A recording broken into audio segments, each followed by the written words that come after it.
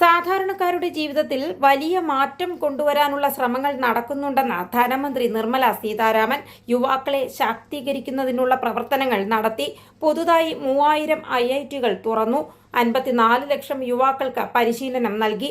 Asian ഗെയിംസിൽ Indian യുവനിര വിജയം കൈവരിച്ചു. മുത്തലാഖ് നിയമവിരുദ്ധമായി പ്രഖ്യാപിച്ചു. പാർലമെന്റിൽ സ്ത്രീകൾക്ക് സംവരണം നൽകാൻ നിയമം കൊണ്ടുവന്നുവെന്നും ധനമന്ത്രി പറഞ്ഞു.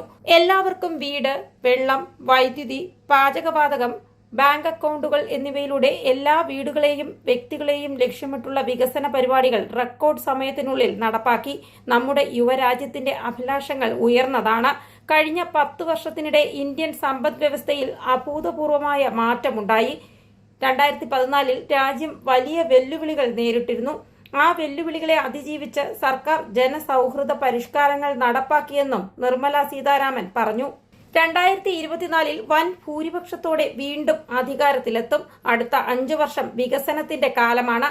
ഇന്ത്യക്ക് മാക്രോ എക്കണോമിക് സ്ഥിരതയുണ്ടെന്നും നിക്ഷേപങ്ങൾ ശക്തമാണെന്നും സമ്പദ് വ്യവസ്ഥ നന്നായി പ്രവർത്തിക്കുന്നുണ്ടെന്നും ധനമന്ത്രി നിർമ്മല സീതാരാമൻ കൂട്ടിച്ചേർത്തു. News desk India today.